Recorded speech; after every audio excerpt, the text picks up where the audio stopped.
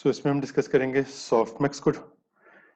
जब भी हम न्यूरल नेटवर्क्स की बात करते हैं और मल्टी क्लास प्रॉब्लम की बात करते हैं तो हमारे पास लास्ट लेयर पे number of neurons more than 1 आ रहे होते हैं, 3, 4, 5, 10। और अब हमने ये देखना होता है कि किस तरह हम प्रेडिक्शन कर सकें। जैसे आपके पास 2 क्लास प्रॉब्लम में लॉजिस्टिक रिग्रेशन में हमारे पास यहाँ पे सिग्मॉइड फंक्शन होता था जो कि माइनस इन्फिनिटी से वैल्यूज को मैप कर देता, माइनस इन्फिनिटी से प्लस इन्फिनिटी में के लिहाज से मैप कर देता था बिटवीन 0 एंड 1।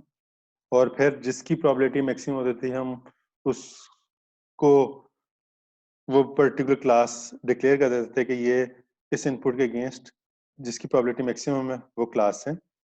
तो सॉफ्टमैक्स में भी हमारी अप्रोच कुछ इसी तरीके से। जैसे जब भी हमारे पास अब मोर देन 2 क्लासेस हैं, मोर देन 2 क्लासेस, तो सॉफ्टमैक्स क्या काम करते हैं। सॉफ्टमैक्स इनपुट लेता है एक vector, let's say z1 z2 up to zk, अगर मेरे पास k क्लासेस हैं, और ये उस पूरे वेक्टर को ट्रांसफॉर्म करता है प्रोबेबिलिटीज में। और जो प्रोबेबिलिटीज में जो रिजल्ट रिटर्न करेगा वो भी के साइज का ही होगा, और हर एक प्रोबेबिलिटी को एड अप करके आंसर 1 आना चाहिए। और जिसकी प्रोबेबिलिटी सबसे मैक्सिमम होगी जिस क्लास की, उस इनपुट के अगेंस्ट वो वाली उस इनपुट को वो वाली क्लास असाइन हो जाएगी। So softmax takes a vector z of k arbitrary values and maps them to a probability distribution, each of which, so हर एक की जो probability distribution आ रही होगी वो between 0 and 1 होगी और तमाम की तमाम values सम हो रही होंगी। ये आपके पास एक इनपुट वेक्टर आया जो कि सॉफ्टमैक्स को पास होगा, और सॉफ्टमैक्स इस लिहाज से उसकी कैलकुलेशंस करेगा और इस तरह वो प्रोबेबिलिटीज कंप्यूट करेगा। ये आप देख सकते हैं। आगे एग्जांपल लेते हैं तो चीजें और ज्यादा क्लियर हो जाएंगी। अब इस वाले केस में ये आपके पास लेट्स से जी है, तो अब आपको सबसे पहले हर एक का कंप्यूट करना है ई ऑफ z1। तो आप करेंगे ई ऑफ 0.6, फिर e of 1.1, e of -1.5, e of this one, e of this one, हर एक का एक्सपोनेंट ऑफ दिस वैल्यूज आपने कंप्यूट कर ली। ये जो एक्सप्रेशन है ये इंडिकेट कर रही है कि इन सारों को आपने ऐड कर देना। जो डिनोमिनेटर है ये तमाम के लिए सेम रहेगा।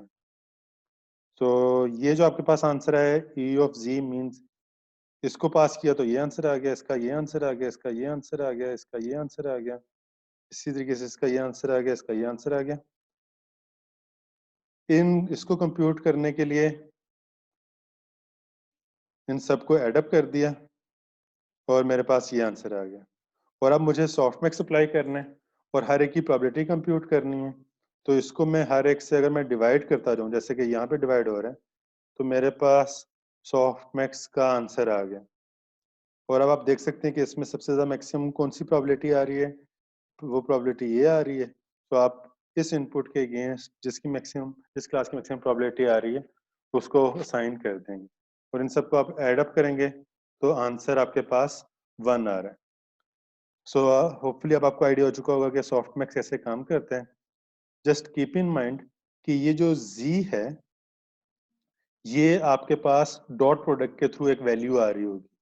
यहाँ पे आपके पास डायरेक्ट वैल्यू गिवन है, जबकि न्यूरल नेटवर्क के केस में ये कोई एक डॉट प्रोडक्ट होगा, कुछ वेट्स होंगे और कुछ प्रीवियस हिडन लेयर की इनपुट्स होंगी, उनको आप डॉट प्रोडक्ट लेंगे, डॉट प्रोडक्ट लेके आपके पास एक नंबर आ रहा होगा, वो फिर आप यहाँ पे पुट करके डिफाइन कर रहे होंगे कि इस इस क्लास के अकर होने की प्रोबेबिलिटी मैक्सिमम है, ताकि उस इनपुट को वो वाली क्लास असाइन की जा सके। कोई क्वेश्चन है, कोई कंफ्यूजन है तो पूछ लीजिएगा। Thank you, Allah Hafiz.